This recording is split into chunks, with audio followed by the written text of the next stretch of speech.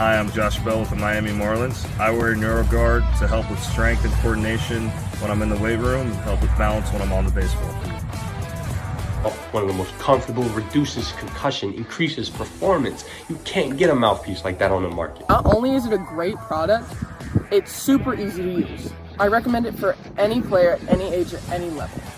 Thank you guys so much, and go check out NeuroGuard Plus. NeuroGuard mouthpiece makes it easier to breathe while playing basketball. The unique design is not as bulky as any other mouthpiece and makes you feel safe in concussions. NeuroGuard. They control my breathing while I'm writing. It stops me getting concussions while I write. It's very easy to use, so go pick one up today. You know, I'm still doing stunts. You know, and the concussions I've got, you know, I feel much safer with that. I'm doing, like I said, I'm doing a whole lot better in the gym. So NeuroGuard Plus, you know, once this one wears out, you've got a customer for life, because I'm telling you people, NeuroGuard Plus is the way to go, and me, Mark Ash, says so.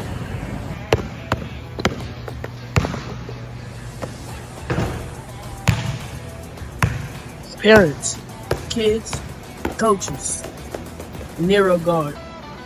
It's the future. Stay tuned. All right, everybody, now's the time. Brown right, motion, tailback slant. Let's put the women and children to bed and go looking for fun, all right? On one, ready? Go, 13! Coming up,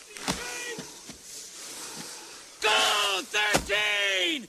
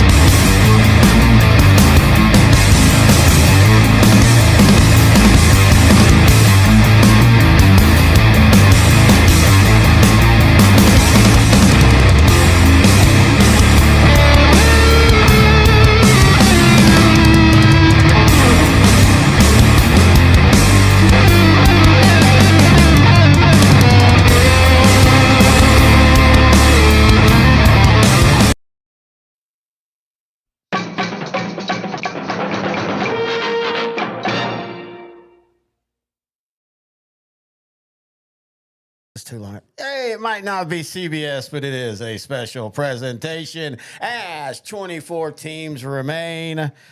It's time for Sideline to Sideline. I think this is our first actual official live video show where we're both here in studio talking football. I've done some, I do the state watch parties, which we'll be doing again next week. We've done way back in the past some live audio only. So I think this is the first time we've ever went completely live today. And feels different. Why? I don't know. Oh, Just okay. feel more refreshed. Oh, okay. I thought you were going to say like you were struggling or something. Well, I am struggling, but when am I Baby, not it's okay. struggling, right? Oh, man, I feel so bad for you. Yeah, I mean, Been a rough I've defied year for all you. odds as a child. Oh, yeah. And look where I'm at now. I'm live on YouTube with 3 people listening. 13 people. Well, they're watching. 13. 13. Hey, mom, dad, that's 2, sister, wife. Wait, you have a sister wife? No. Yeah. I'm Mormon. Sucks. We lost to Texas Tech the other day, right? Dude, got it kind of bent over twice. Man, you know how many chocolate milks I drank at the stadium during that loss? Woo, man, No. Their thing now is them. Their thing now is that those crazy sodas. That's what the Mormons do now. I guess cold caffeine is okay. And then soaking. So this is Sideline to Sideline. Welcome. If you're finding us for the first time I thought here. we were doing all things Mormon, no? No, I don't even know what soaking is, nor do I want to know. You might want to Google it. Every time you say, Mormon soaking, just Google it. I'm just saying, every time you tell me to Google something, I get a call the next day. Yeah. Hey, Brett, he's not going to do it on company time, though, on the work computer. Do it on your personal computer. Oh.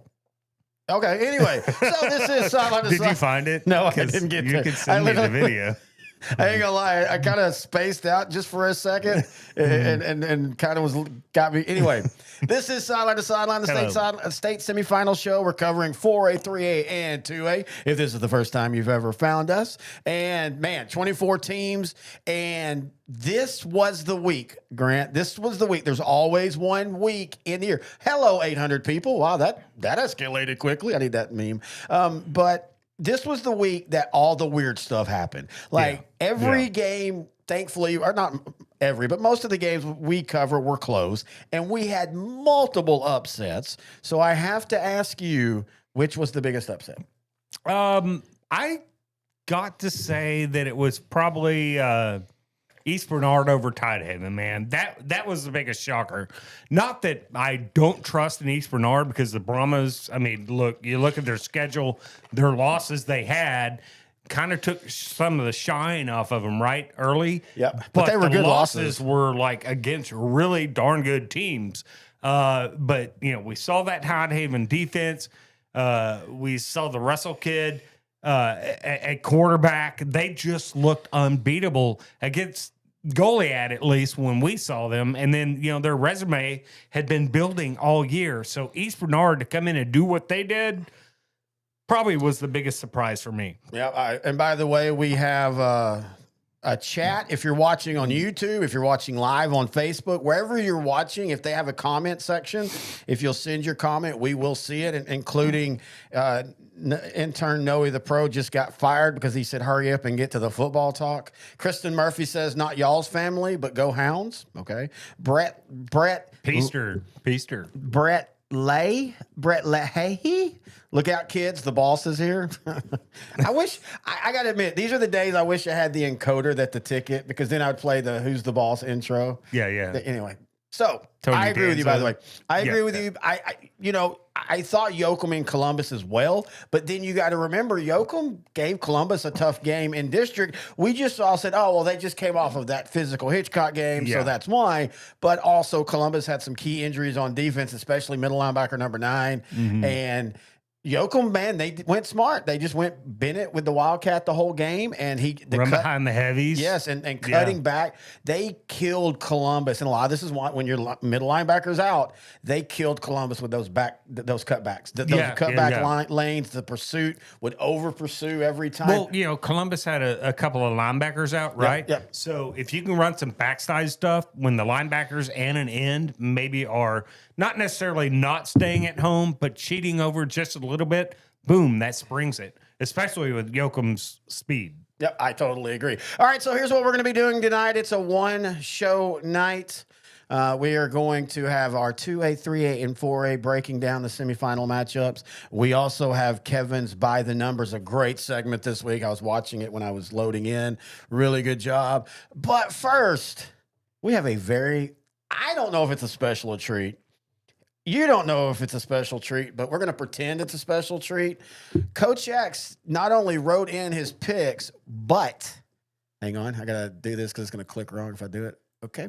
But he actually called in for his diatribe. Oh, my gosh. This will be entertaining. I will read his picks. And by the way, if you don't know, Coach X will join me next week on the state championship pregame shows. We'll talk about that. He was doing it from a payphone, right? It sounds like it, dude. Because where he lives, there's no cell service. So speaking of that, this was the weird thing. You know where Terlingua is? Yes. Yeah. Trying to go out there this year. 30 miles the other way from that. To New Mexico? Well, no. The other Mexico. And that's basically where he lives during the off season. No, hang on. And he's been in the off season for a while, because let's face it, his coaching techniques do not quite get them into the playoffs. So here's the thing, though. So I had told him, hey, if you'd like to call in and leave a message. Well, he didn't leave a message the first time. He didn't leave a message the second time. So I listened, and this is what I got. This is the jail. Could you please press 1 to accept this collect call from Brewster County Jail? And it said Coach X, but behind it, I heard, man, you a nice looking little Coach X. Hurry up the call. But anyway, so without further ado, here is Coach X, his diatribe.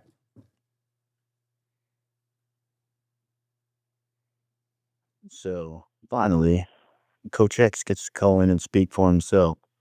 And that's exactly what I'm going to do with the reading of my Coach X pregame interview for the Sideline to Sideline podcast, video shoot, YouTube channel show, whatever it is called now.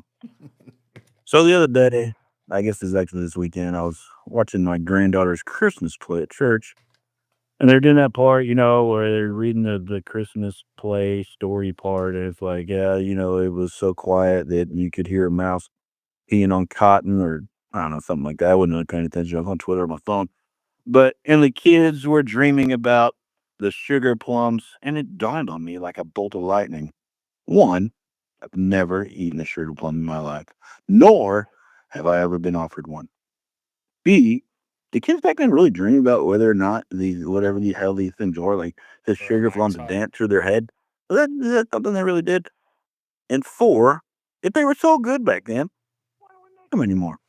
Like in the 1800s or something, or whenever kids dreamed about these things, they were so good they got put into a church play or just some story made Mickey Mouse did. I don't know. But go to a Christmas party anywhere in America, like, they're coming up, you're having at your office and everything. Before you Xerox a copy of your secretary's ass or whatever, go to a Christmas party and ask for a sugar plum. And people be like, what the hell are you talking about? Look, man, there's a piece of pecan pie over there and there's some whiskey. Just take a shot and shut up and be happy that you're here and you didn't get fired. Merry Christmas to you. Actually, Merry Xmas to you. You see what I did there, Terry?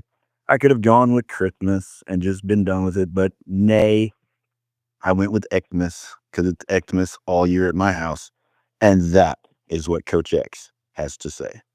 All right, that's Coach X. We're going to take a break, and when we come back, we're going to get down into it, starting with 2A. It's a live show, so there's going to be many breaks because we're, having some energy. Got to get the electrolytes going. So we'll take a break. We'll be right back. Gatorades I've pounded through already. It's Sideline to Sideline.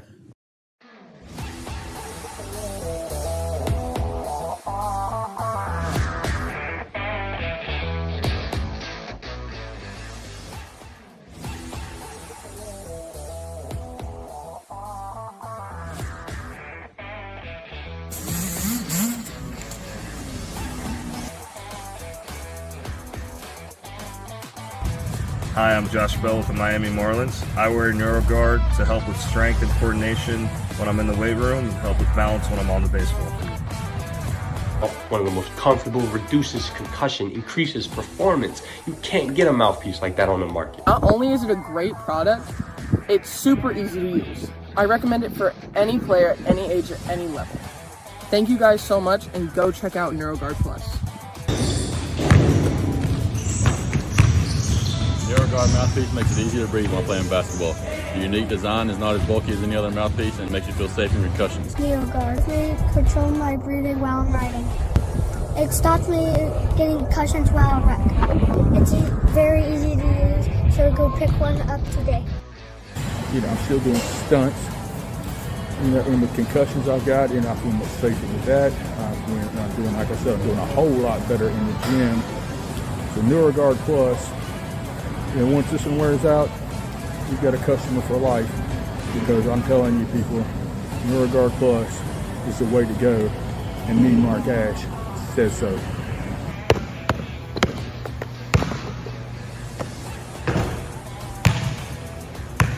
Parents, kids, coaches, NeuroGuard. It's the future. Stay tuned.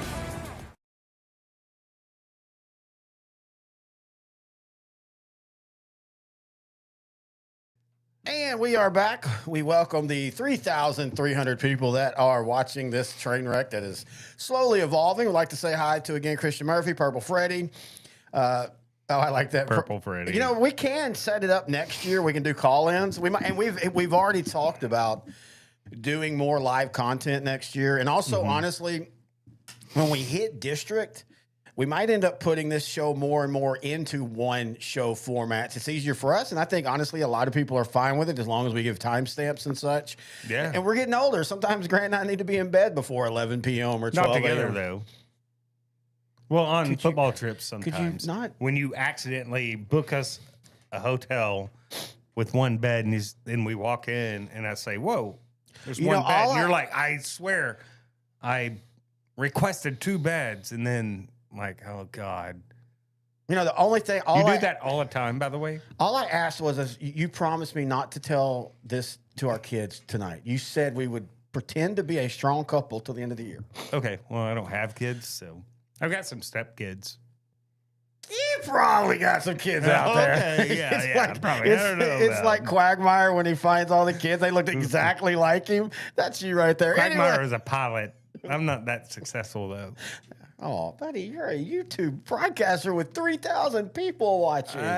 You have made it, friend. 3,000. Hey, this is actually pretty cool. You never know. This is the first time we've done a live stream like this. We never know what kind of numbers you're going to get. I hope y'all stay for a little while because here we go, Class 2A, Division 1. Oh, I like that. Hey, don't forget, we got a sitcom laugh track, too. Oh, yeah. No, wait until something's said. Well, nobody said anything funny. No, this is provided by L4 Media. Oh, that's the crickets. This is provided by L4 Media. So a rabbi and a priest walk in a bar and crickets. All right, let's get into it. Let's go to Class 2A, Division 2. All right, what's the first one? Let's go up to the Region 1, Region 2 semifinal game. Stinnett, West Texas versus Hamilton. This is a game that me and, well, you were going to go to it. Yeah. I'll be there in Iowa Park on Thursday along with Jimmy. So if anybody out in Stinnett, West Texas or Hamilton sees us there, please come up and say hi. I'm Grant. I'll be there with a big 6'8" looking Santa Claus older man. And he legitimately is almost like a Santa Claus. Oh, yeah. And he's legitimately 6'8". Yes, so and he I don't know if we're on the sideline or stands, maybe both. Anyway, yeah, West Texas 14-0, Hamilton 12-2. And why don't you sneeze off air? Won't you hold that? I did. Do we have a sneeze button? Yeah. Okay. So speaking of, Man, that Hamilton defense, dude. Yeah, but let's remember, Axtell lost their starting quarterback, who is their everything. Well, I know, but it's not just Axtell, man. This Hamilton defense That's a good throughout point. the year has only allowed 11 points per game. Yes. Right? They've got a really good receiver in Devin Ains, who had, last week had 4 catches for 155 yards against Axtell. Yep. Go ahead. Oh, at the end of the day, this region, and I know last year Hamilton gave I think it was Stanford, a heck of a game. It was 15-14, or no, it was like 24-8, 16, or something like that. It was a possession game. And I know West Texas is the upstart. In fact, I promise this isn't me patting myself on the back or you on the back, really. But like everybody reading the matchup against Cisco, everybody was talking about upstart. By the way, I called for the upset last week, Cisco over West Texas, and that did not work out. You're missing. No, that's my point. West Texas was the underdog in that game by a lot of people, and I didn't understand why, because all year long you had been so big on West Texas, right? And so I guess sometimes I get caught in our own little vacuum of what we talk about. I didn't realize to other people this West Texas team this year was some shock and surprise. Well, I think a lot of people thought that the West Texas defense was an Achilles heel for this team, right?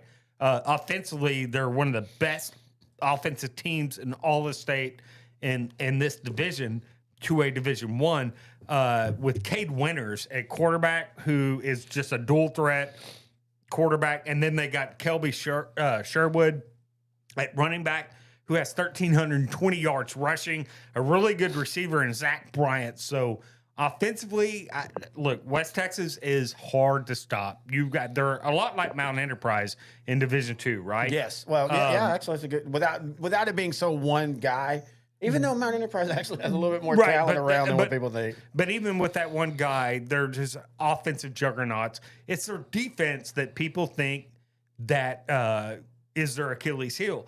But West Texas is only giving up a little bit over 20 points a game, right, on average. So, yes. Look, we got a really good defense in Hamilton and a really good offense in West Texas. I think West Texas right now is on a mission, and Cade Winters leads that. I think West Texas. They surprised me with the win over Cisco. I really kind of thought Cisco might win that.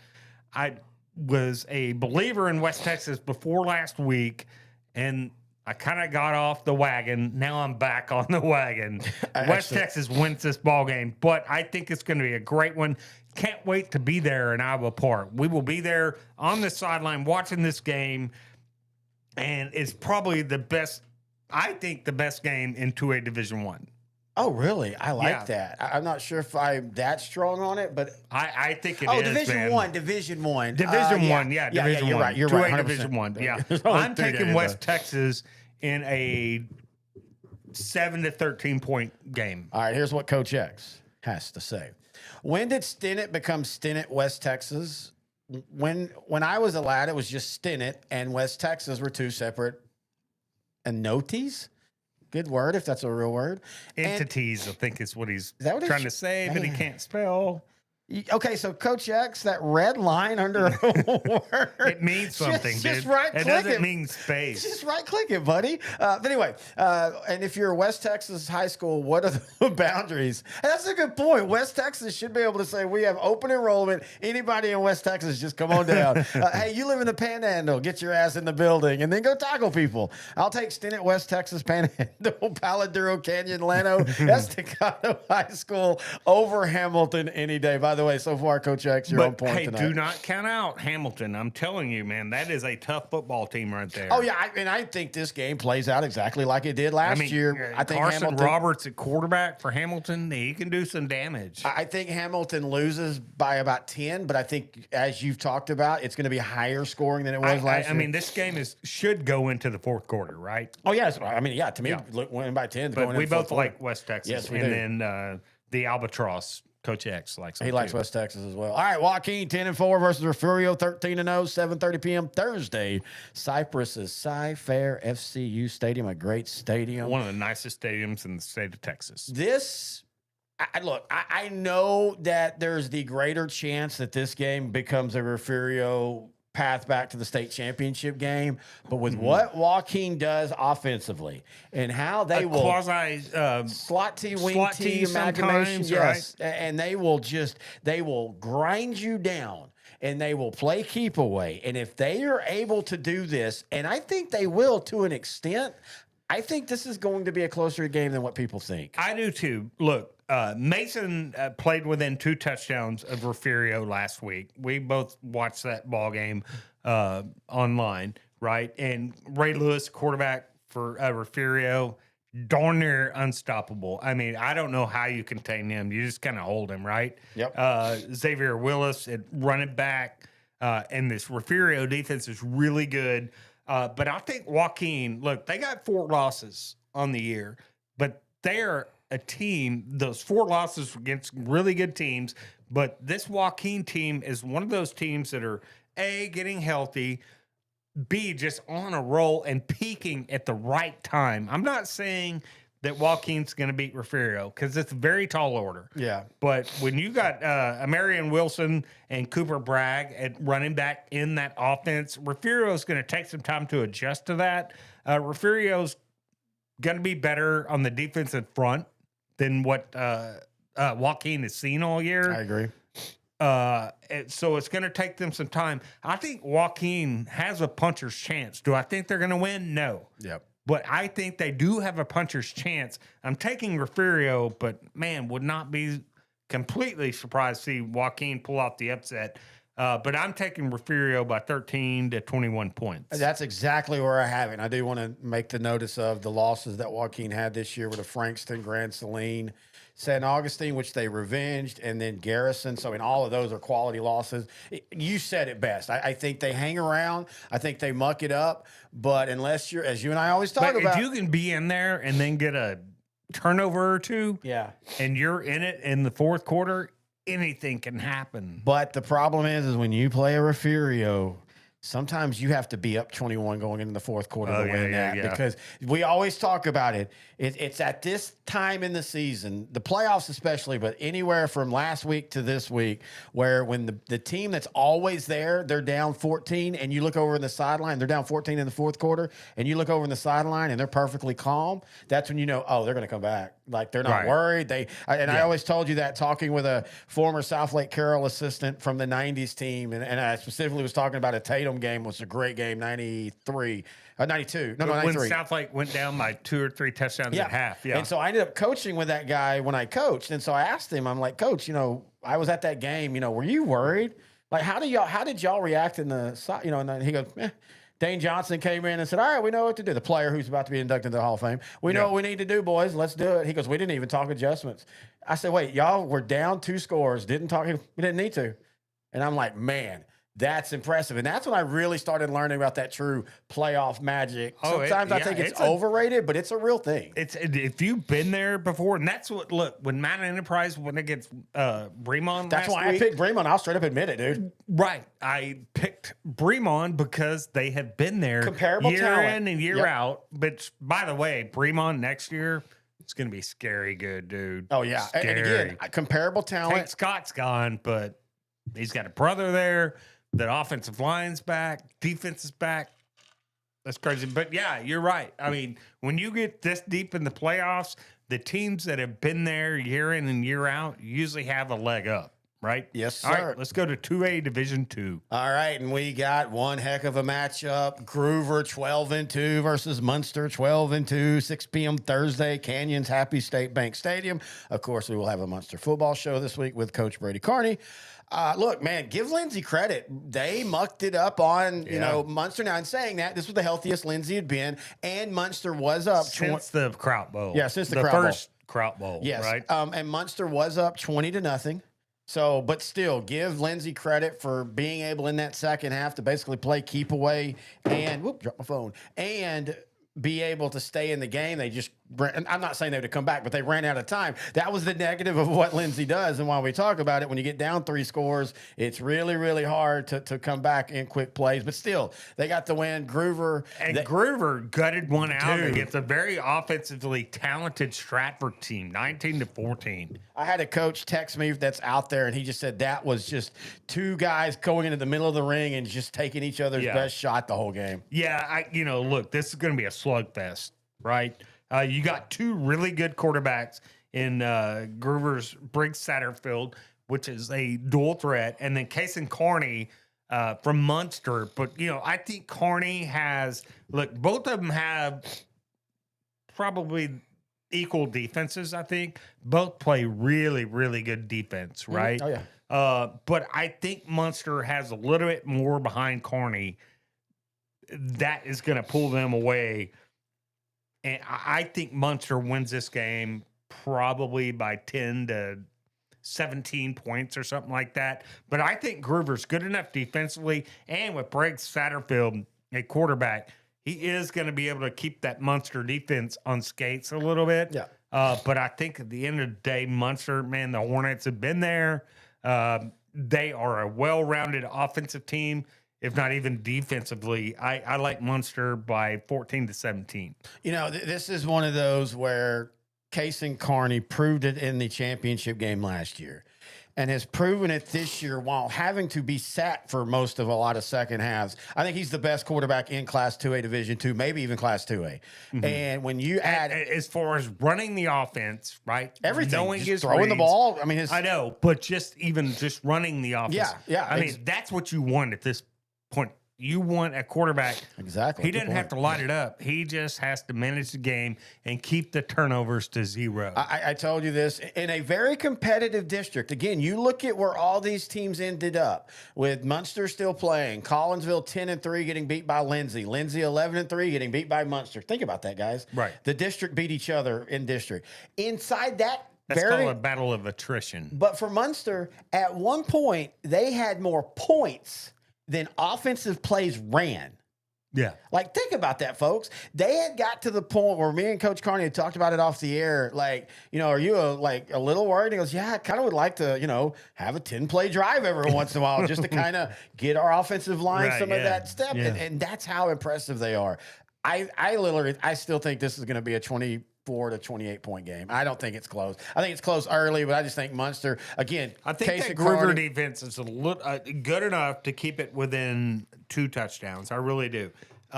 Giving them a shot maybe in the 4th quarter, I don't know, but I think Groover's got enough defensively at least, and again, Satterfield at quarterback to keep this, keep them in the game in the fourth quarter. I hoped out.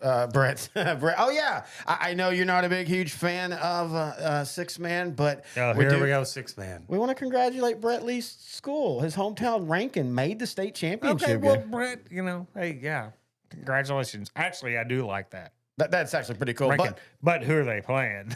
Water Valley, who beat them earlier. Isn't it Water Valley who beat them earlier, I think? No, it's not Water Valley, is it? Oh, I thought it was. I might be wrong. Or maybe they play Water Valley this week. I don't know. Rankin's playing Gordon. Gordon, Yeah, Water Valley was Good last week. luck. Sorry. Gordon has 3 Division I recruits and a 6-man team, so that's going to be a tough one.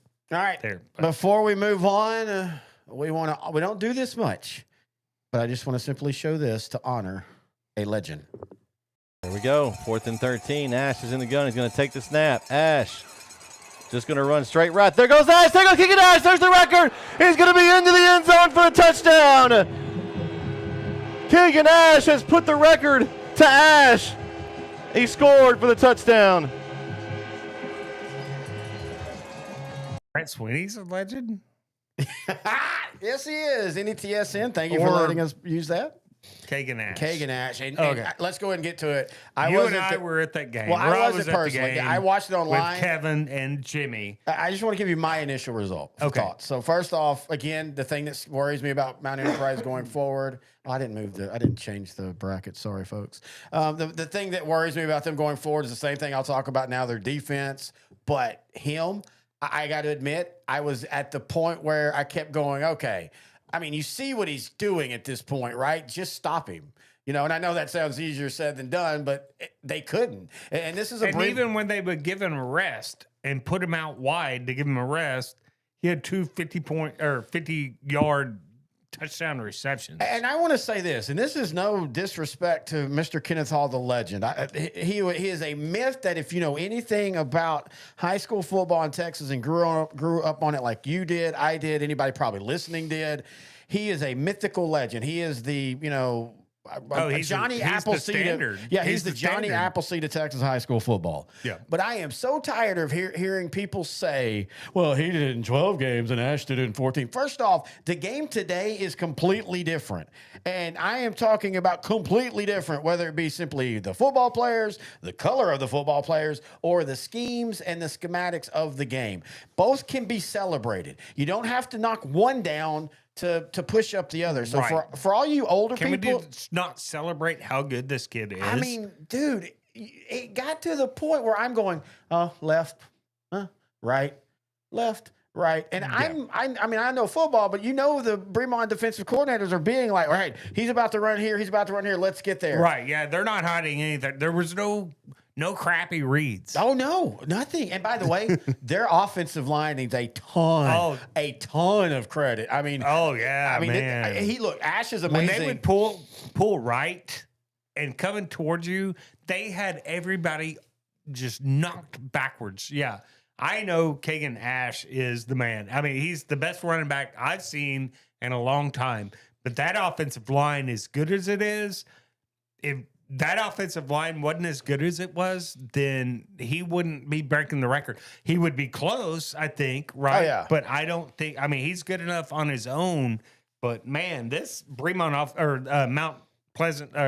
Mount Enterprise offensive line does not get enough credit. And there was one play where they tossed. And Scott Ponder is an offensive line guru, yes, right? He is. And there was one play where you had 2 pull out. And a lot of times you see offensive linemen, once they get in space, they just go to the first color they see and they hit and they'll be wrong. Mm-hmm. You saw the lead guy pointing, like almost like a quarterback does. He's pointing out, okay, I'm going here, you got there, and they boom, and then Ash just follows what they right do off that is hip. they get Ash to a position outside. He can run between the tackles, by the way, because he did it plenty of times against Bremont, but he can get 3 to 4 yards down the field.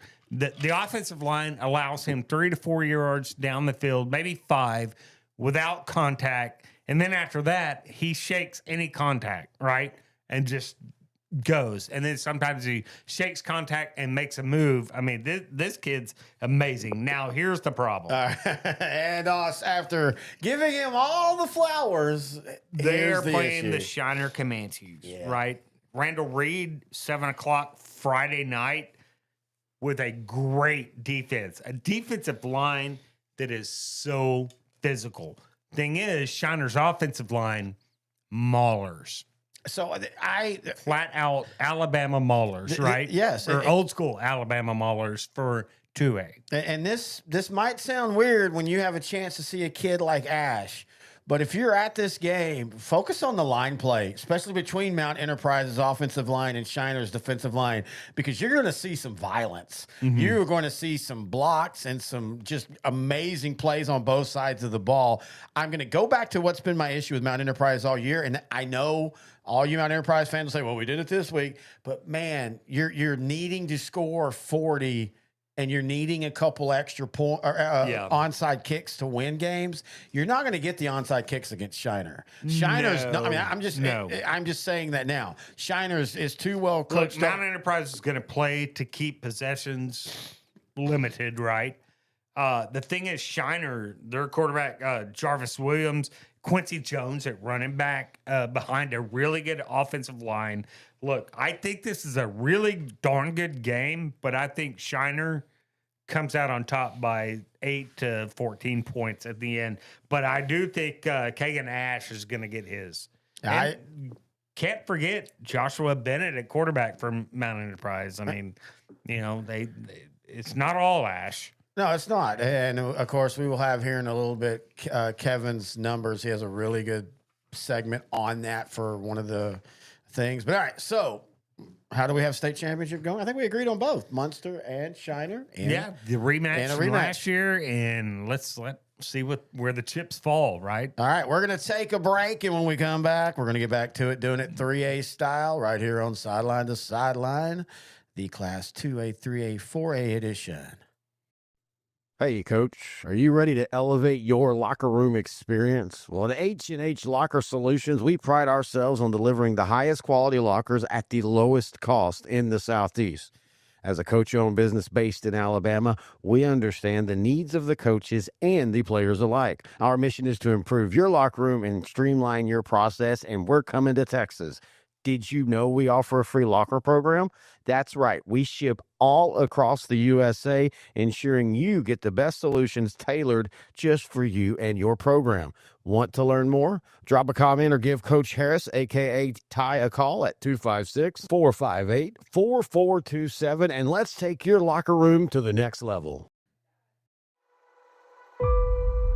Coach Surratt came in 2007, and really what's remarkable about him is how quickly he turned the program around. The biggest challenge here was just to change the mindset. Obviously, we want a winning culture, but the first thing you got to instill is, toughness. It don't matter if it's volleyball, football, baseball. He's put Carthage on the map to a great extent.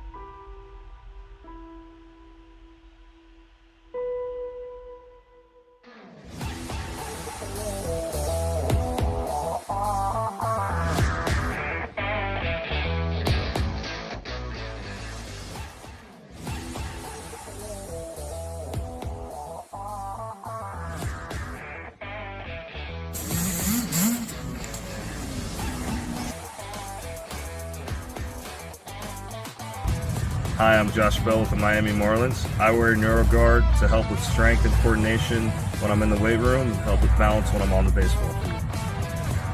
One of the most comfortable, reduces concussion, increases performance. You can't get a mouthpiece like that on the market. Not only is it a great product, it's super easy to use. I recommend it for any player, any age, at any level. Thank you guys so much, and go check out NeuroGuard Plus. NeuroGuard mouthpiece makes it easier to breathe while playing basketball. The unique design is not as bulky as any other mouthpiece and makes you feel safe from concussions. NeuroGuard. They control my breathing while I'm writing. It stops me getting concussions while I wreck. It's very easy to use, so go pick one up today. I'm still doing stunts. And the concussions I've got, and I feel much safer with that. I'm doing, like I said, I'm doing a whole lot better in the gym. So NeuroGuard Plus, once this one wears out, you've got a customer for life, because I'm telling you people, NeuroGuard Plus is the way to go, and me, Mark Ash, says so.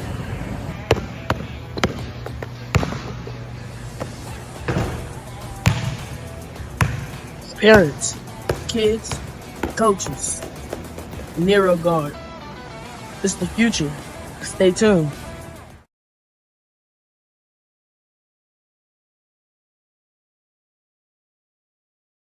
All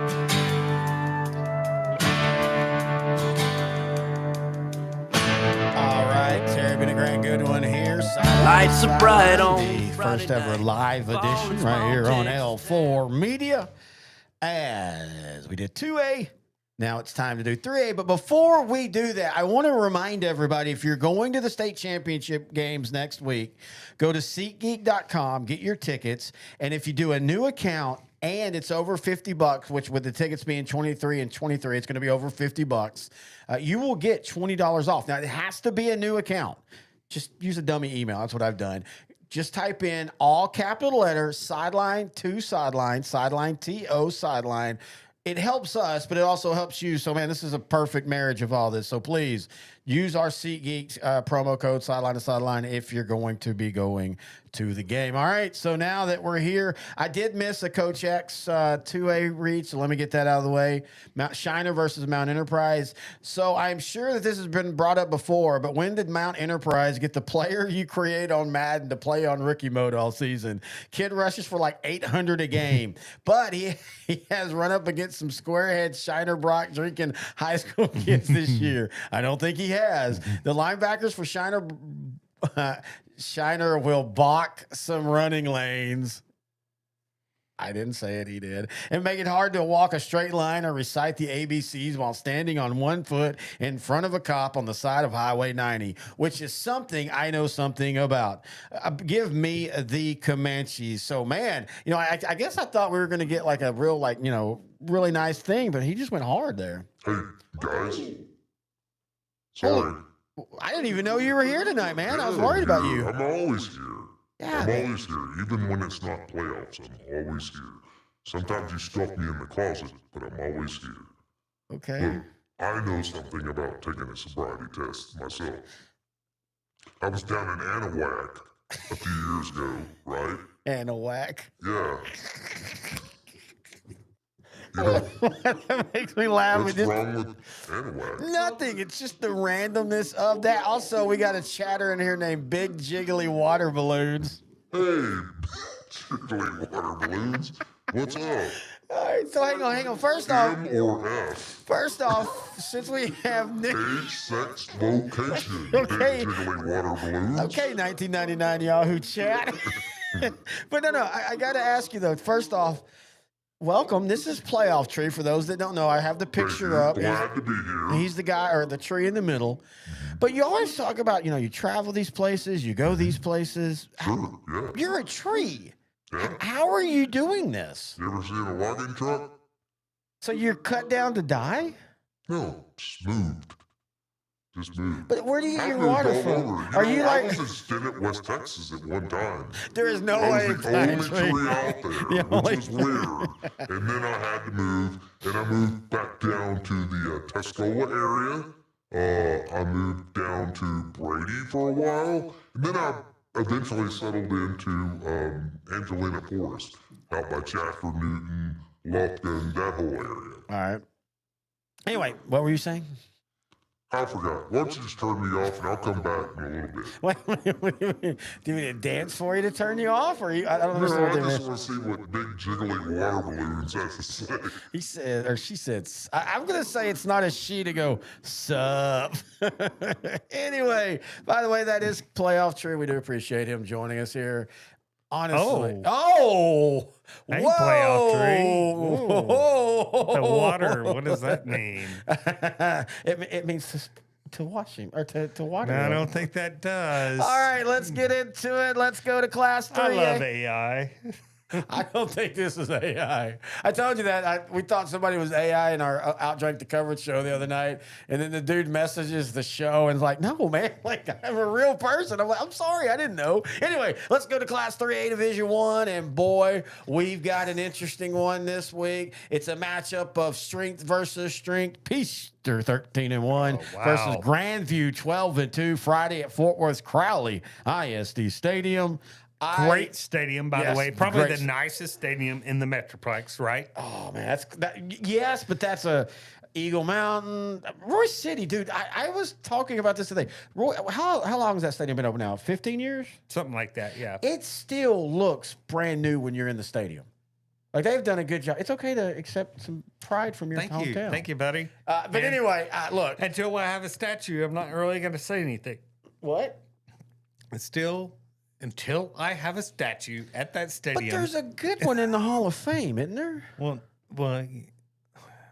yeah, my sister. And there's a library named after my dad there. I still think. So if any of y'all want a book, you see me, I'll take you to Royce City and we'll get you a free book. I know I've told you this story before, but I was so the studio is in Rowlett, which is about 20 miles from Royce City. Mm-hmm. I was in Rockwall. Is that where we're at right now? Yeah. Right? I was in Rockwall a few years ago at the Rodeo Goat.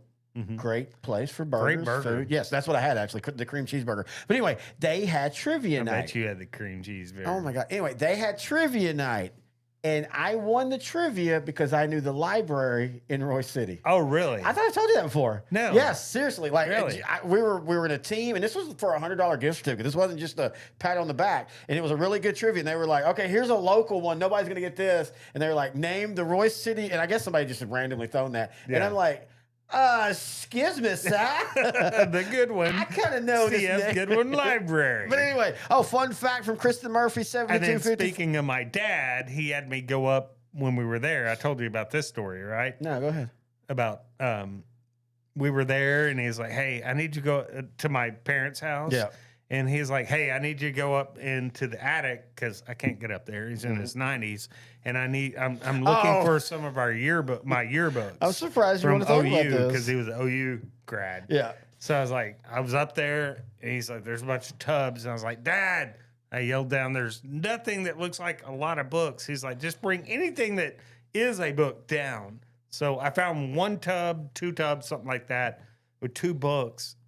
I brought them down and we're sorting through them, and there was a book in there from the 1950s, Educating the Retarded Child. I was like, anybody want to explain this? This is a real story too, folks. Yeah, it is. And both, my mom and my dad, denied even knowing what that book was. But well, I'll be honest with you. Am I the R word and I don't know it? You know that, God. This is why I need an encoder. I could pull the famous Quantum Leap where he looks in the window and goes, "I'm retarded." Well, you can't say the R word. Well, I'm just quoting a show. I know, but you still can't even quote it. Oh.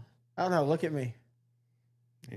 I'm just going to say, you've had a lot of struggles. I think Beverly and Ray have that book somewhere, too. Probably. Anyway, Kristen Murphy, 7254, says, fun fact, Peaster has only allowed 17 points during their playoffs. A great fact. Now, in saying that, I will tell Kristen Gray that their defense only allows 7 points a game all year on average.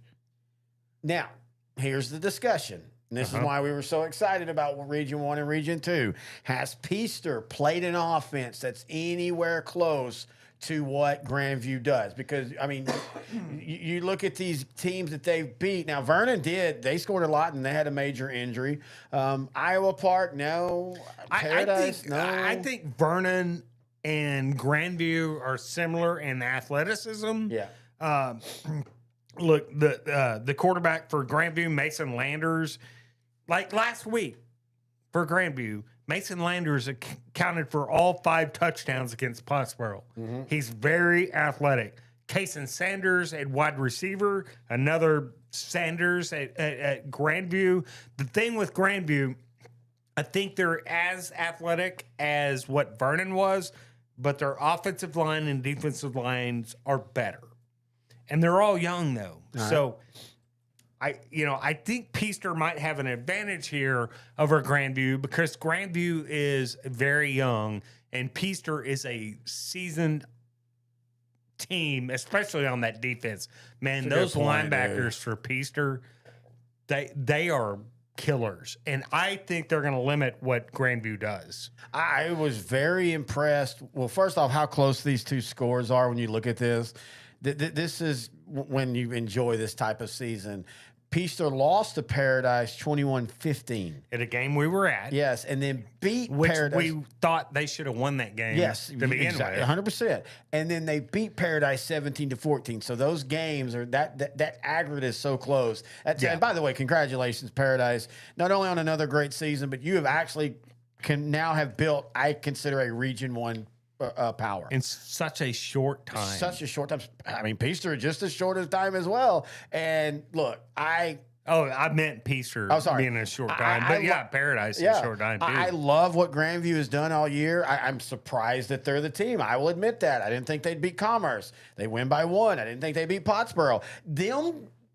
The thing that gives me pause in picking Peaster is how well Pottsboro played defense. I mean, how well Grandview played defense against what I consider a more dynamic offense. So if this gets into where Grandview can play as good a defense as Peaster, I think Grandview wins this game. Because I think Grandview offensively makes themselves favorites in this game, to be honest with you. But I'm taking the Peaster upset because I love the way that Peaster defense just operates. Man, they just snuff you out and they frustrate the bejesus out of you. So I'm taking Peaster in what might be a little bit of an upset, but I like Peaster I think in this Peaster one. is the favorite. Do you? I mean, again, just going by where they were ranked Well, all if I year. look at Grandview's numbers offensively, man, I would take Grandview, but I think Peaster wins this ball game. I think Grandview wins because Grandview can stop Peaster and score enough to where because Peaster's got to have some offense, in my opinion, in this game to be successful. You're not going to beat, and if you do it, hey, I will tip my hat, but you're not going to beat a Grandview offense 17-14. You're going to have to beat them 35-28. Well, this Peaster defense can do that. I just don't think they've seen an offense as dynamic. I think that's the thing that when I look at them, that's going to be the difference. But anyway, you have Peaster, I have Grandview. Yoakum 12-2 versus Llano 13-1. Friday at the Great good game. Yes, 100% good game. At the field in Pflugerville, which is a great place to watch a game.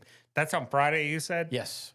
Man, yeah, Yoakum coming off riding high with the upset over Columbus and Llano. Has just been steamrolling everybody right now. They're 13-1. Their quarterback, Luke Davis, has been just about unstoppable. Cash Lynch at wide receiver. This is a very tough physical Llano offense to stop. Their defense is really good, but Yoakum offensively, oh my gosh, man. Jace Morales ran for 192 yards last week against a very salty Columbus defense.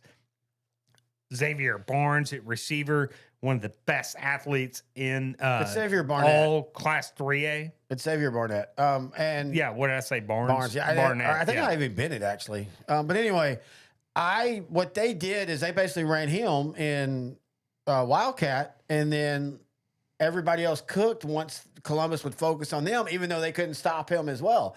You and I talked about this is one of the bigger upsets of the playoffs this year, but we also have to remind ourselves that they kind of mucked it up with Columbus at the beginning or in district, and it was ugly. They ended up losing going away, but I like Llano in this game, man. I'm taking Yoakum. I'm taking Yoakum because of their athleticism. I think Llano is good enough and physical enough to win this ball game, but I think at the end of the day, the athletes are going to win out, and I think just Yoakum has a little bit more speed and a little bit more athleticism than what Llano does. I'm taking Yoakum. I think it's Yoakum and, Peaster in the state championship in Arlington. I love the fact we completely disagree because I think Llano this year has the athletes to compete with Yoakum, and I think Llano. I mean, both of them are battle tested. Let's be fair there. I just think, again, this is one of those. I don't even know if you have a true feel of it. It's just, I think it's going to be Llano. I love that we completely disagree, though. You think it's going to be? Well, I don't completely disagree. I think Llano has a shot in this game. Yeah, no, but I'm just saying. I'm taking Yoakum here, man. I think the cream rises to the top, and Yoakum right now. I mean, you look at what they've done. Their resume, man. They're. I don't know. That's a tough one. But I like Yoakum versus Peaster. No, I was just saying we disagree completely with our picks on this class. You and I both think. Yeah, I think which I did the wrong doesn't one. happen often, right? Exactly. All right, hang on. We're doing some things on the fly producing. Coach X, I think, had something on this one. Yeah, he did. Well, isn't this game, we all had the semifinals, Yoakum versus Llano. We all know I did. Oh, my God. Everybody was talking about. I did too. Everybody. By the way. Oh, real? Oh, both of y'all did? Y'all both? Go roll the tape. No. Pull it up right now. Okay. The preseason shows. Everybody was talking about Columbus for Franklin as the state championship game a few weeks ago, which I think that was actually Coach X that specifically said, this is the state championship game. Whoever wins this, sorry, everybody else. Not so fast, Grant. I mean, playoff tree. You're forgetting about Yoakum. Yeah, I did say that. Shut up, Terry. You don't know. Give me the Bulldogs. So both of y'all have the Bulldogs. All right, let's now go to Class 3A Division 2. Let me pull that up. Here we go. Perhaps, is this when we should maybe pull Kevin up or go to the restroom break or something like that? Really? I don't know. We're live. So. I thought we were going to do it in between this and the let's floor. go. Let's go. No. We'll take a break. No. I like your, actually, I can hold it. Kevin could hold it. He just texted me, said, hey, I don't have to be heard right now. So we're good. I can't believe you did this to me on a live show. I appreciate that so much. Christy Coleman said, "Go Peaster" from a Brock Eagle. We'll be talking about Brock here in a minute. All right, are you going to run through this because Daddy got a tinky? Daddy got a tinky. All right, let's go to Class 3A Division 2. That's kind of creepy. That was the point. Rematch last year's same game. Wall 14-0 versus Gunner 13-1. Friday, Stephen Briles Stadium. I'll be at this game too. Oh, will by you? the way. Yeah. It's not Coach. Stephen Briles Stadium, it's Art Briles. Okay, Playoff True. How you doing, brother? Oh, hey, how are you? I didn't know you were going to give me some. That's what it says on the notes. Briles Stadium. You think that's on purpose? Stephen Briles Stadium. I don't know if Stephen Briles. Do you think that's I did from Austin one time. I met him on 4th Street. I don't want to go into that. Do you think that was on purpose to list it, though, as Briles Stadium and not Art Briles Stadium? Maybe so. Terry, I want to tell you this. I want to give you my pick on this one, right? On what? Wall and Gunner. Okay. I mean, I was able barely to get in and say anything, but sure, go ahead. Okay, well, the only reason I'm picking Wall on this one, the only reason I'm picking Wall It's a valid pick. Small child. My mother and I went to a grocery store in Gunner, and they sold us, we went and bought like 2 cereal boxes, right? 2 boxes of cereal. We got back home, there were roaches in our cereal. Okay, so we took them back to the grocery store with the roaches intact in the boxes. All right. And they denied our return. Said, no, we put them there. Oh, they admitted they put them there? No, we said they put them there. Oh, they said you put it. Okay, so. Sorry. No. Trees had a few drinks tonight. If you walk into the studio, you have to have a few drinks. Studio dogs in the corner passed out. We often refer to Gunner as the grocery roaches in our household. So, therefore, I am taking Gunner. Okay, by the way, Ryan Smith says, "Go Peaster" from a Carthage Bulldog fan, I'm assuming. Okay, so many things to unpack there. Why, as a tree, are you eating human food? How do you and your mom move around? You're a tree. And this oddly sounds a lot like Coach X's story. Well, look, I've always been on SNAP benefits, right? And thanks, Trump, for cutting my SNAP benefits. Appreciate it. Yeah, we just had to move where the food was and the jobs were. My mom worked as a, she worked as a wet nurse, which she would come home really wet and sloppy and with afterbirth on her all night. I don't think you. I don't know. A young tree, I was like, what's a wet nurse and why do you have slime all over you? Okay, I keep trying to tell you, working at the Jaguar Club in Abilene, dressing up as a nurse is not the same thing as being an actual nurse. Sometimes you have to deliver a baby from a dancer. Hey, you need to. A bouncer. Jaguar Club, by the way, in Abilene. You need to. So maybe the truck stop over there. You need to ask. You need to ask your mom if she ever got dollar bills from Matt Stepp. Well, she did. But she died of consumption not long ago, and that's when I moved to the Angelina Forest. All right, I'm out. Turn me off. I'll be back for the Stephenville prediction. Wait, turn you? I don't understand what you keep saying about turn you off. But hey, Grant, welcome back, buddy. You had to go to the restroom. You had to go. So, Coach, playoff tree. Okay. What did the tree say? Just don't worry about it. Big jiggly water balloon. Consumption and afterbirth. Big jiggly water balloon says in the same grocery store they asked me if I was lost and if I needed a ride back to Harry Hines. I'm kind of figuring. Oh, hey, I'm going that way tonight. If you need a ride, don't go get street tacos again, man. Streetwalkers. I'm tired of the cartel coming here asking me questions. I can only delay them so long. I'm beginning to think big jiggly water balloons might be Coach X. But anyway, let's try to get back to some football. No, I'm serious. I think that's him. Let's get back to some football here. Let's go. How does he know what Harry Hines is, though? I mean, it's Coach X. Oh, okay. So anyway, Wall 14-0, Gunter 13-1. Great game last year. Really the only 3A Division II team that water Are you okay, man? It's the best username ever. We're just now at the halfway point. We still got. I know, but that's just so funny. I love that. I'm sorry, dude. Give me Wall Gunner talk. Wall Gunner. Can't wait to be there. Friday night. Me and Big Jimmy are going again, so if you see us, say hello. Look, Wall 14-0, Gunner 13-1. Their only loss was to Salina. Wall has not played anybody like Salina, so you can discount that Gunner that Gunner loss. Look, Gunner and Wall, Gunner won this game last year. Yeah. And but Wall took them late into the fourth quarter, right? Again, that was the toughest challenge that Gunner had by far from 3A Division II. Yeah, and had probably the toughest game they had in the semifinals in 2 years, right? Yep. Look, Gunner, man, their defense I just don't know what it is. I think it's great, but I just don't know, But offensively, we know Gunner can score on anybody with Knox Gage at quarterback, Alex Finner at receiver, Jay Campiti at running back. That is a potent Gunner offense. This Wall defense has been really darn good this year, though. They're only allowing 6 points a game on average. And I think they have played, I don't want to say a tougher schedule because Gunner at the beginning playing Kincaid and playing Salina, and even Prosper Richland in Outlaw School. But, I mean, in Salina, they got, beat up a little bit. Though it took them a while. After that, I mean, who is the toughest game? Wichita City View, maybe?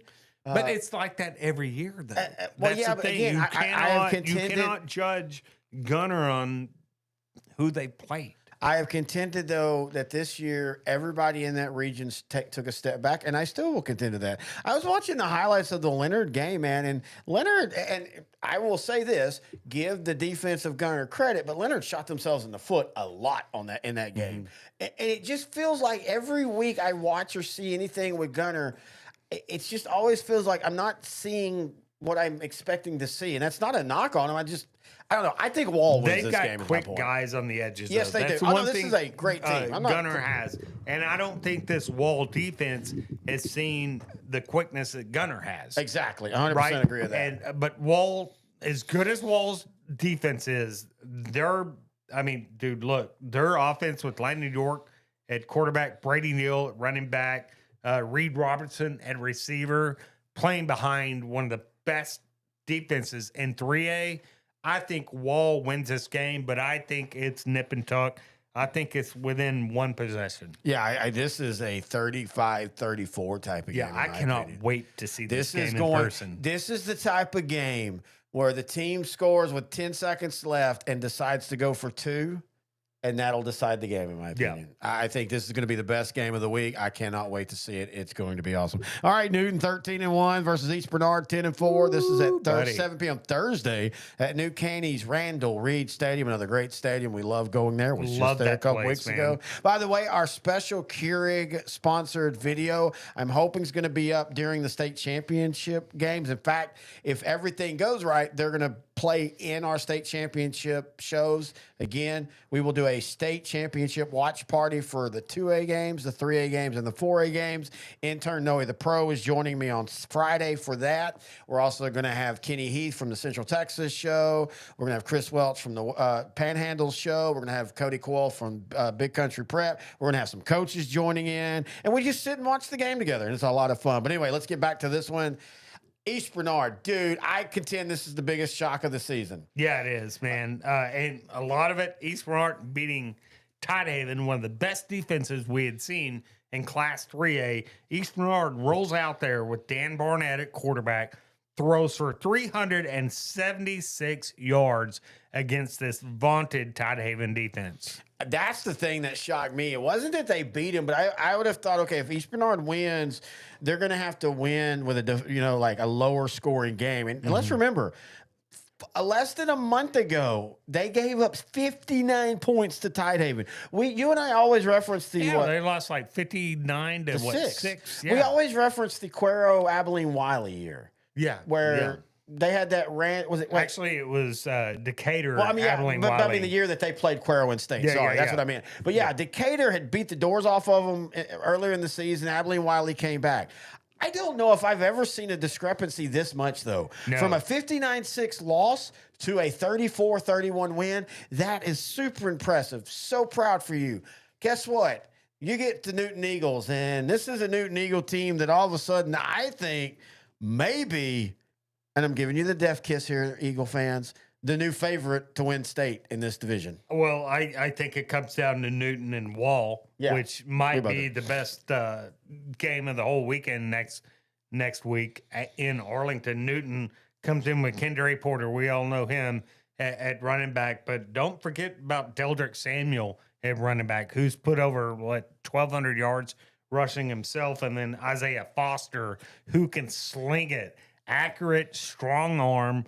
The quarterback, Newton's going to win this game, but I would not be surprised to see East Bernard, as physical as they are up front, to push Newton. But I think it's Newton and Wall in the state final. I do too, and I do again want to remember, you and I remember the last time we saw Newton in a playoff game against Wascom when they started getting pushed, they kind of folded. I don't think this is a different animal, right, folks. And that dynamic, big play passing game, that's just that's the thing they were doing when they won state. You'd get all enamored with their running game, and then they would do a play action and throw the ball deep down the field. I just, at the end of the day, I actually think Newton kind of wins going away, like 3 or 4 touchdowns. And I hate to say that. I think it's by 7-14. I think this is one of the biggest blowouts of the week in the games that we cover.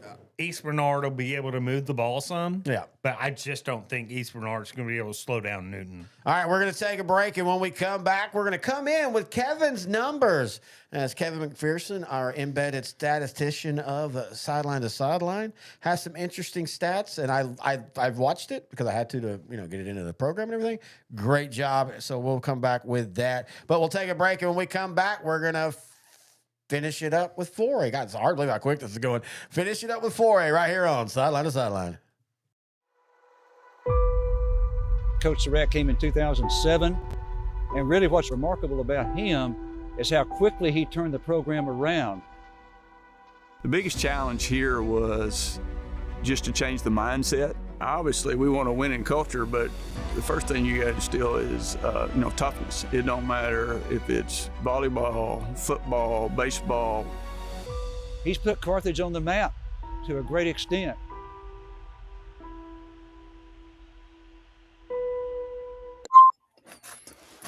Welcome back to the Altex Welding Supply by the numbers for week 15. Hi, everyone. Kevin McPherson here on Sideline to Sideline, presenting a look back at the region final round and looking ahead to the state semifinals. So let's get started. Our first number is 0. That's the number of times this season that the Brock Eagles have trailed in a game. The Eagles averaging over 55 points per game, surrendering just under 9 points per game, are seeking to get back to the state semifinals for the third time since they began football in 2011.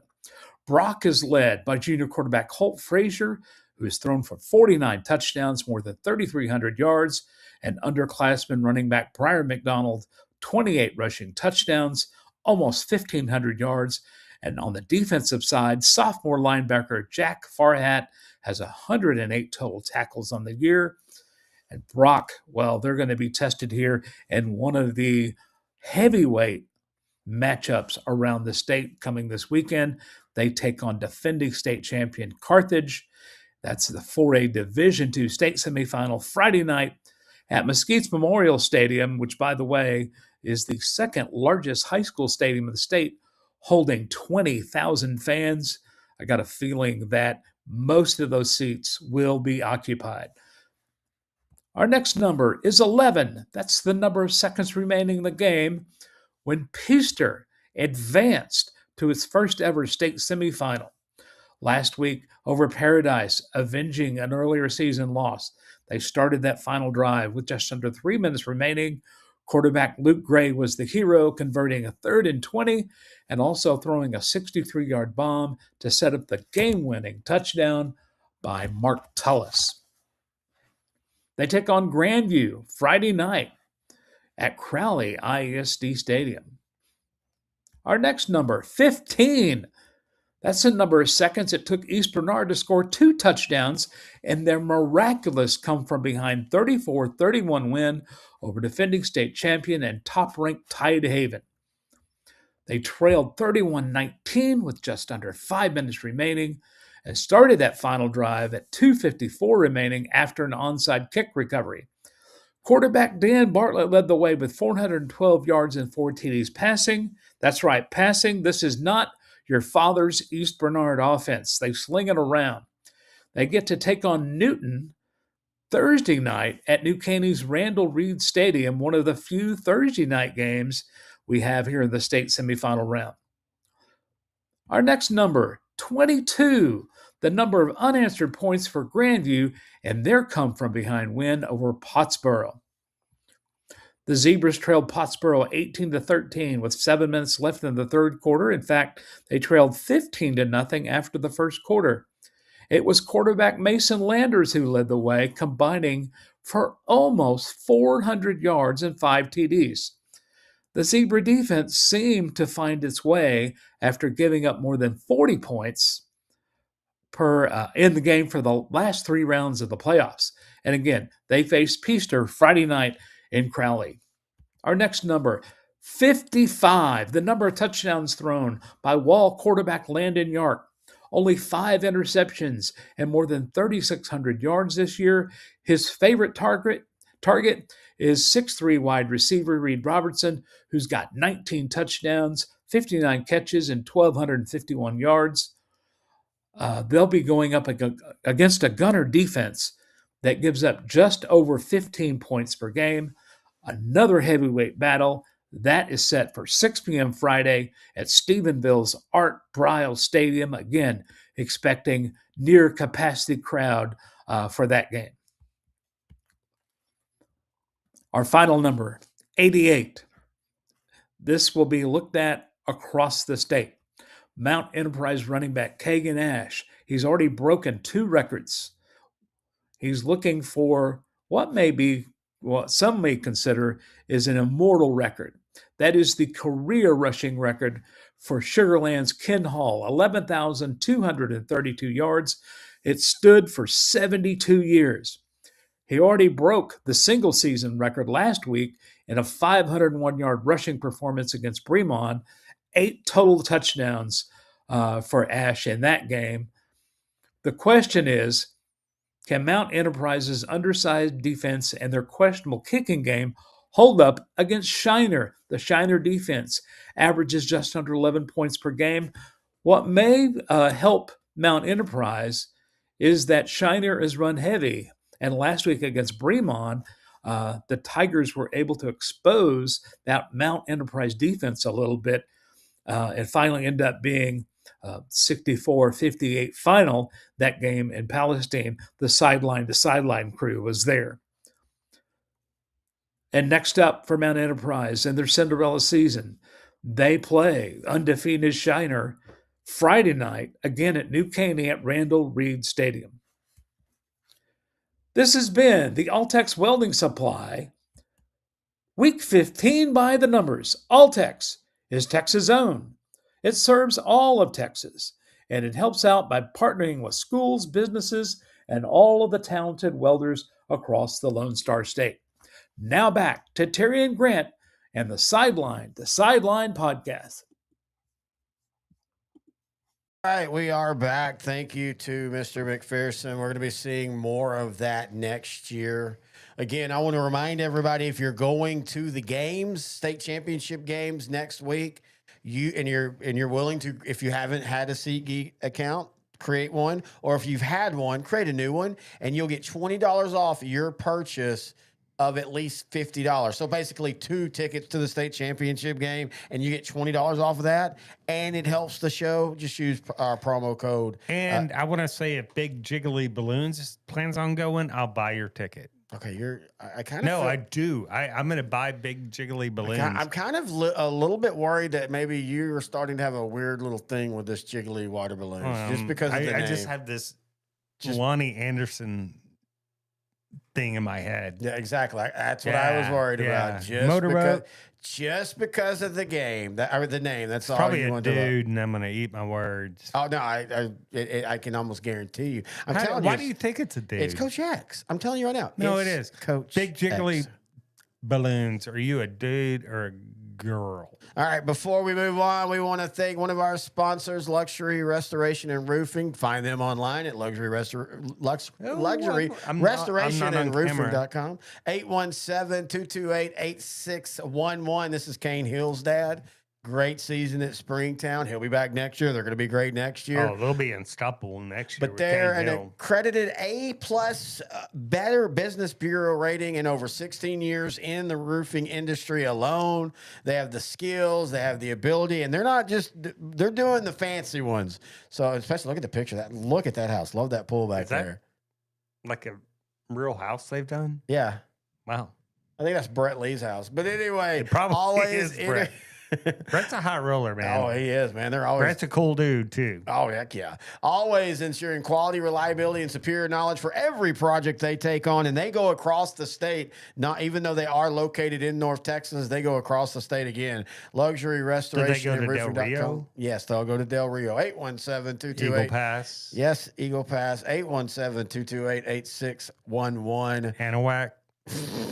I'm just asking you. I don't know why Anahuac has become such a funny thing to me. Anyway, there's some other works. We do appreciate them for being a sponsor. All right, let's get back into it. Class 4A Division 1. We got some Titanic matchups this week. Let's talk about it. Where are we going? Well, Friday night, the big game of 3A Division 1, Stephenville versus Salina, 2 undefeated teams.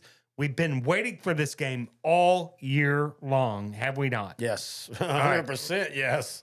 There was some question. Okay, is Stephenville or Salina at the beginning of the year going to be able to make it past West Plains? Yeah. Stephenville answered that question with a 2 or 3 touchdown win, right? They beat West Plains 41-21, so it's 3 touchdowns. That Stephenville defense, man, holding West Plains to 21 points, pretty impressive. But you go back and look at it, and we got a chance to see Stephenville just absolutely shut down a La Vega team. Yeah. And then we've seen them online a few times as well going back and watching their games. This Stephenville defense, as good as their offense is, this Stephenville defense only allows 8 points a game.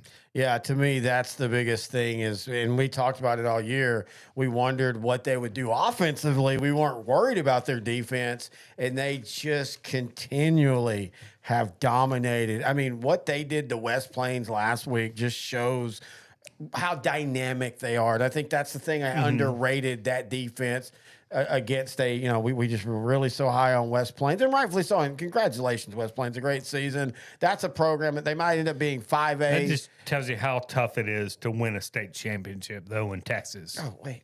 Oh, okay. Hang on. Okay, Coach. Playoff Tree wants to say something. Oh, he doesn't? Okay. Well, I don't think so. You might need to not tap on the. Oh, I'm sorry. I'm just making a point. Well, I mean, that's kind of the code for when you tell me to ask for Coach. Oh, I think he's coming in after Coach X. Oh, is Coach X have something here to say? But like Stephenville, man, as good as their defense is, their offense with Trot Jordan at quarterback, Zyler McClendon at running back. This Stephenville team, they play complementary football. You keep hearing that. That's not just a buzzword or a buzz phrase. Stephenville owns that phrase. Now, Salina's defense is damn good too. Salina has played some offensive juggernauts, though, so their average might not be as good as Stephenville's defensive average, but it's still a really good defense. The thing with Salina is, look, Bo Bentley has been kind of banged up with some concussions the last 2 weeks, right? Their defense allows like 14 points a game, something like that. But Salina is actually able to line up in a heavy formation, and Gurab Metasurli, I think they're running back. I tried to figure out that name. Running back, I'm sorry, quarterback, kind of took over for Bo Bentley the last 2 weeks, and then Luke Biagani, at running back. They're able to dictate the game with or without Bo Bentley. And I think it's the defensive line of Stephenville and that big mauling offensive line of Salina. Whoever wins that matchup wins this game. It'll be Stephenville, and it's because of the injuries. I think that you can do those things against other teams you're not going to be able to do against Stephenville. By the way, real quick, I do want to say it's kind of cool. Christy, a Brock fan, Brett Lee, a Brock fan. She grew up in Gordon. Brett grew up in Rankin. So they're Brock fans together, but at the 6A state championship, they'll be rooting against each other. And she says, will it be 3 in a row? And she says, I think so. And I think I agree with you, I think Christy. Brett even acknowledges that. Yeah, it's probably good. But anyway, all right. So it's give the ring to Gordon right now. Okay. Sorry, Brett. I didn't mean it that much. Sorry, Brett. I think it'll be at least a game. I don't know, man. 6-man Brett, games. you're still taking me to dinner, though, after the season. Okay, right? you're asking him to take him to dinner, and Coach X is about to all ask. right, Hang on, Rankin let me wins. finish. Let me finish. And then Coach X is asking him to take him to the Ryder got Cup. the checkbook, dude. You go where the money is, bro. So going back to this game, at the end of the day, I think what the heck? I think Bo Bentley being wore down is going to be the difference in this game. I don't think you can run Wildcat and that kind of stuff against Stephenville. I'm taking Salina in a close one. I think, again, this game is one in the trenches. It's almost a push, right? In the trenches. I think both teams are. Yeah. That's a good point. I think it's a push in the trenches, but I'm taking Salina. I think the Salina offensive line's just a little bit better than Stephenville's offensive line. Stephenville's defensive line might negate the strength that Salina has in the offensive line. If Salina can't throw, it'll be a blowout. If Salina can't force, I don't know, man. I think they can still run heavy and just pound it, man. I do. I will be absolutely shocked. It's going to be a thriller. I think this comes down to the last possession, and I'm going to take Salina in a very close one. If Bo Bentley is healthy and can play, it's a one-possession game for Stephenville. If Bo Bentley doesn't play, I think Stephenville wins 42-14.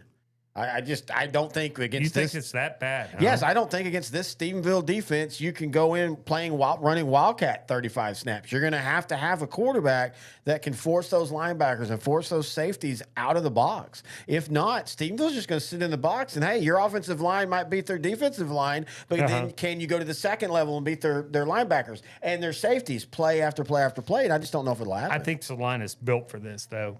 I really do. Right. And I think they're deeper. I just think Salina wins this one no matter what. I think Bo Bentley comes back to play. Right? Yeah. And I think straight up he wins. But even without him, I think it'll be a lot closer. It's going to be close either way. I just think Salina, maybe with the big heavies on the offensive line, are going to be able to dictate this game. Yeah. And it's going to go down to the fourth quarter, though, and something's going to happen. There's going to be the winner of this game is going to benefit from a silly turnover or a silly special teams play. That's what it is. And I think Salina, I'm just guessing, is the benefactor of one of those two.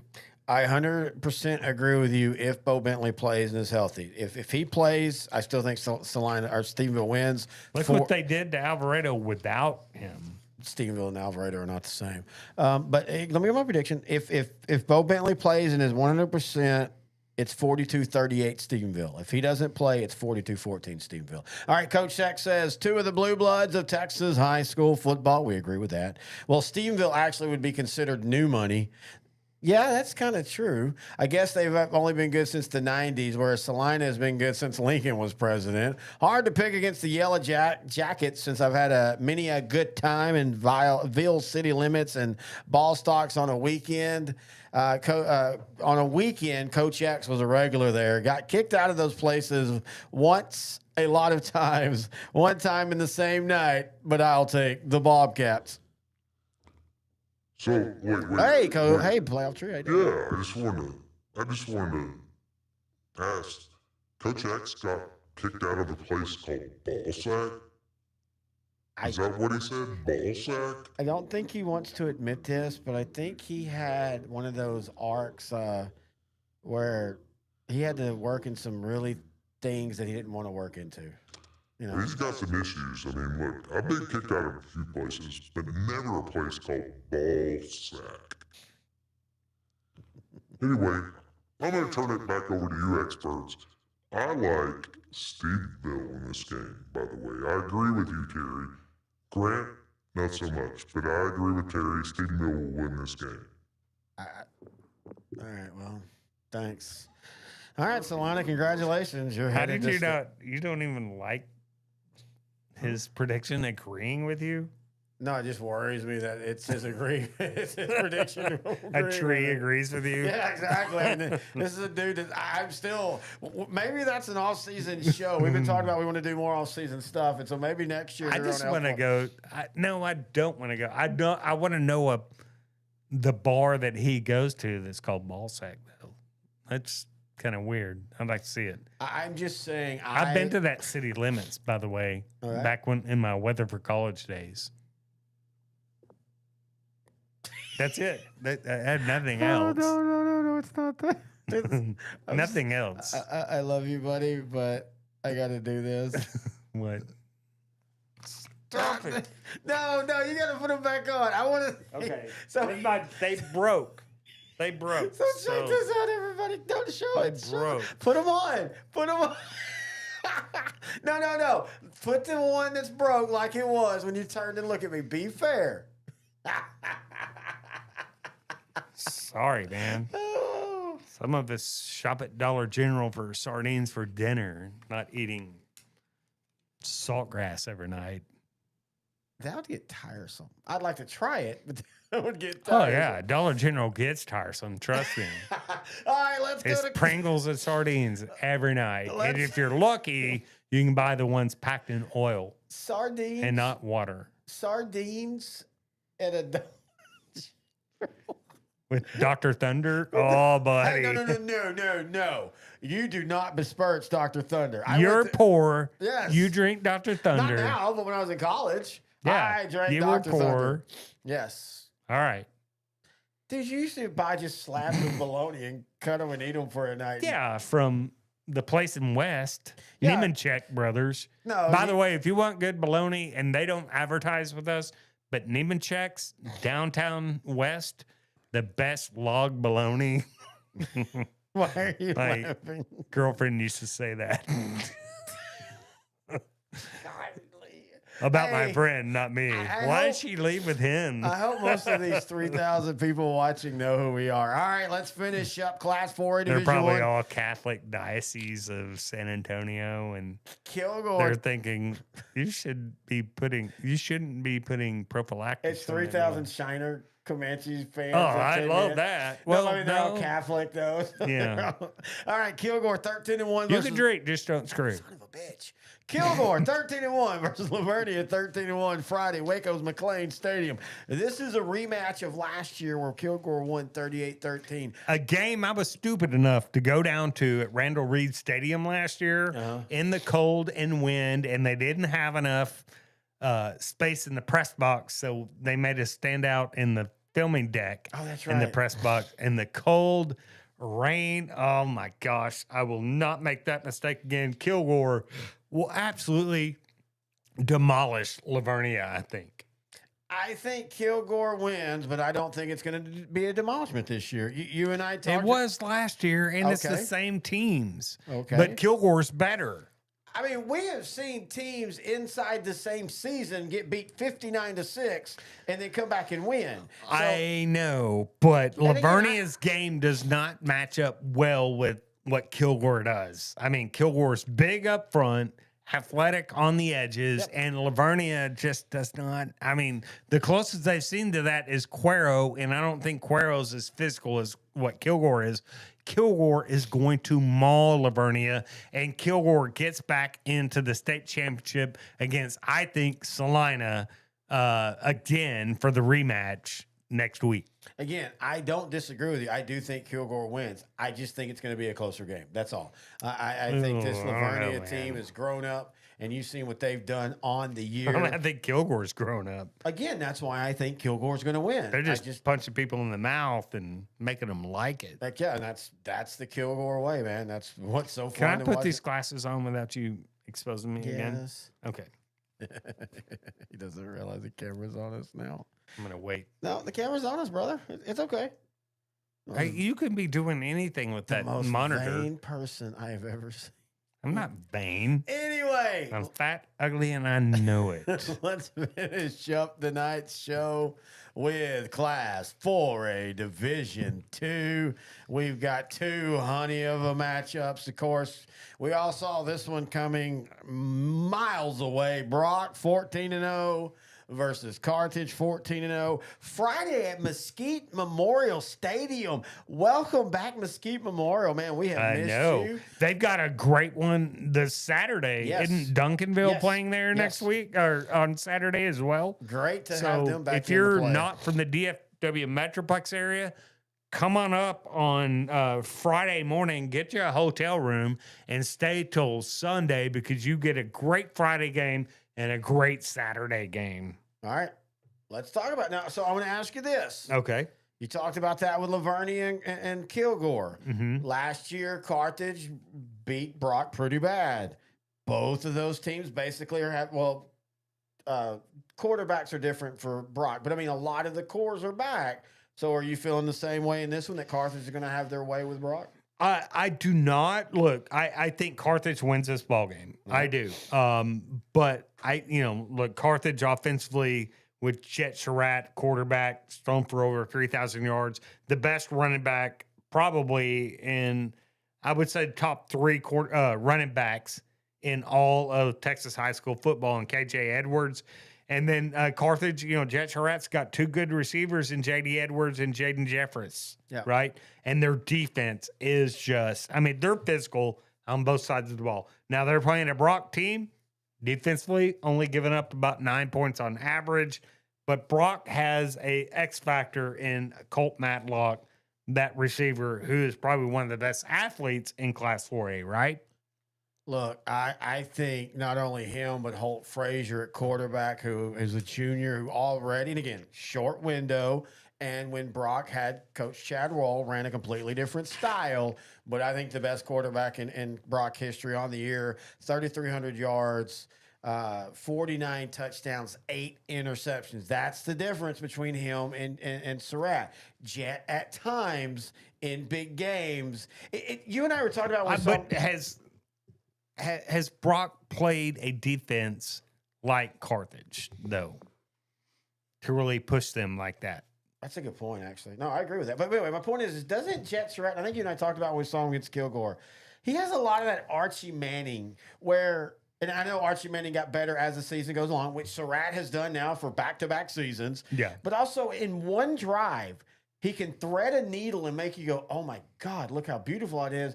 And then he just makes the weirdest throw and it's an interception. You're like, wait, how did that happen? Right. I agree with you about what you said. I don't think Brock has seen a defense like Kilgore's. I don't think Kilgore's seen an offense like Brock. And yes, you're going to say, well, Athens, not you, but I'm saying Athens was awesome, but Brock is different, man. Brock can grind you down if they need to. As much as we've talked about Holt Frazier and Cole But that Matlock. linebacking core for Carthage has, Oh, I know. they have 2 Division I linebackers. Yes, they do. And Brock's going to have a couple of Division I players. But that's one of my point. As much as we have gotten infatuated with the Brock passing game because it's new, they've thrown for 3,400 yards. Their run game has ran for 3,048 yards. I mean, you're talking about a team that's you got McDonald who has 1,400 yards. And then after that, it's just a bevy of backs. And that's with one of them being injured and out for most of the year, and he was on his way to 1,000 yards. But I want to go back to that Brock defense. I'm not saying this is going to be a bloodline. Oh, I know. I think Brock can be in this game, but I think just at the end of the day, Carthage is going to win this ball game. I think Brock's going to win, but yeah, this is not I'm not trying to say it's a blowout. I just want to point out I said Kilgore earlier, I meant Carthage. For all the talk of who Carthage has played, I mean, dude, this Brock defense on the year, freaking just amazing. And again, it gets lost in how offensive they've been, and we're not used to that with how dynamic they are. But you are right about one thing. Carthage has played, I think, a overall tougher schedule. But at the end of the day, I just think, first off, I always joke, Carthage does not win state every year, even though we think they do. And when they get beat, it tends to be like this against a team like Brock, who I go back to if Glenn Rose doesn't fumble the ball. Yeah, that could have been. Yeah. And I feel like this Brock team is as good as that Glenn Rose team. All right, Coach X says, hey, Brett, how's it hanging? To the left, to the right. Okay, good. Glad we got that out of the way. And Brett, you my boy and all, but sorry. Got to be the one to tell you this, but it's Carthage. But we're still good for the Ryder Cup, right? Or at least the Landman Watch Party. Bulldogs win. So that's what I was talking about earlier. You're asking for dinner, which I appreciate. Coach X is just asking for a freaking Ryder Cup trip. Hey, Brett. Hey, dude. Sorry, man. God, you got to let me know when you come on. That's okay. But maybe Brett would take me on a Ryder Cup trip, too. I love golf. Okay, do either one of y'all realize? I have an uncle that was a great uncle, actually, that was made out of a driver for Jack Nicklaus, actually. So he was a shaft, right? So is that is that mourned as a death, or is that a heroic thing? It's more of a heroic thing. I mean, when he's chopped down and gone, you hate to see it. I mean, but when you're made into the shaft of a driver for Jack Nicklaus, oh, hell yeah, let's go. And Brett, take me with you. I'll drive. Well, I won't drive. Bring me back to your truck and let's go. I don't know. I think maybe I need to refigure out if Playoff Tree needs to be back next year. He's turned more into Coach X than I was expecting. But anyway, you have Carthage, I have Brock. We have them taking on the winner of West Orange Sark 11-3 versus Sinton 13-1. 7 p.m. Friday at Katie's Road Stadium, another great stadium. Boy, this is a tale of two running backs, man. Kelvin Jefferson for West Orange Stark, Micah Green for Sinton. Who's more dynamic? Micah Green has the size, but Calvin Johnson, man, he is more of guy's little, 5'6", something like that. He's a tiny dude, but dude, he can go. And this West Orange Stark defense, you look at what they played, their schedule, they've lost 3 games. but their defense has kept them in just about every game out there. And the fact that they went back and beat La Vega by 15 points, a team they had lost to over a month ago, tells you that West Orange Stark is peaking at the right time. Well, and this is the one thing you can always say about West Orange Stark, whether they're good or bad, they're not going to play a weak schedule. Their games are going to be, I mean, they beat Newton, they lose to Nederland, they lose to La Vega, as you say, they lose to Fort Bend Crawford, who've been playing forever till Kilgore took care of them. West Orange Stark wins this by 7 to 10 points, I think. Maybe even 14 points, to be honest with you. Oh, really? Wow. Yeah, I do. I think West Orange Stark's a little bit. I think they're about 2 touchdowns better than Sinton right now. I think Sinton's 14 points better than West Orange Stark. See, I totally disagree. This is where we probably the one time we really, really disagree. Yeah, because I like Micah Green. I think. No, I love Micah Green, but I just don't if you pick against him, you hate him, obviously. Okay, here we go with your political crap again. Wait, what? How's that political? I think of West Orange Stark and Carthage in the state finals. I mean, yes, that sounds wonderful. And I think it's Brock. Well, we completely disagree. Oh, my God. I just realized that. I think it's Brock versus How can you be so wrong on one division? You've been decently right all year. Oh, I've been decently right? I got to admit. You Stop doing that. You got my We're going back to wonkiness. The show's over. We got to do the camera. Show's not over. I'm not through talking. What else do you have to say? That how wrong you are. I want you to admit next week. Oh, if I'm wrong, I'll totally admit it. No, we're not like that. I know. But no, I just love the idea, and maybe this is why Brock versus Sinton is like that most random state I know. championship Nobody ever. would have had that on their bingo card, right? Exactly. Maybe somebody would have had Brock, but I don't think anybody had Sinton. No, I always said Sinton would win the region and lose.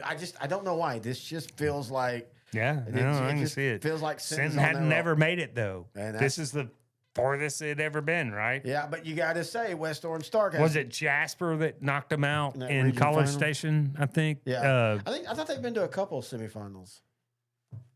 I think the semis, but Jasper had knocked them out in the semis. Oh yeah, that's what I'm saying. They went to the semis, never to a state championship. Yeah, they had gone beyond that. All right. Again, I want to remind everybody, if you have any questions, thoughts, or just want to tell Grant he's wrong, email us, Grant and Terry at s2sports.com. Also, again, if you're going to the games, go to SeatGeek.com. Look up the UIL stuff. If you start it with a new account and get at least $50 in purchases, which is basically 2 tickets, you get $20 off. So you basically get a ticket free. Just use our promo code Sideline to Sideline. And dude, as you brought up, I didn't even think about it. This is our last truly in-studio show. Next week, we will do all of our shows as pre-games for the state championships. We're going to have you, of course, and I talking about it. We'll have Kenny Heath from the Central Texas show, Chris Welch from the Panhandle show, Brett Tolini from NETSN is going to join us, and a couple coaches, a lot more. Intern Noe the Pro will be in studio Friday for those games. So anyway, check out all of our state stuff, but it will be done different, and of course, we'll point it out till then. Any more thoughts or comments? No. I think I'm good, man. All right, brother. It's been one hell of a fast but fun season. Yeah, it has. Of course, we will be back for the state stuff, but until then, he's Grant Goodwin. I'm Terry Bennett. This is Sideline to Sideline on L4 Media.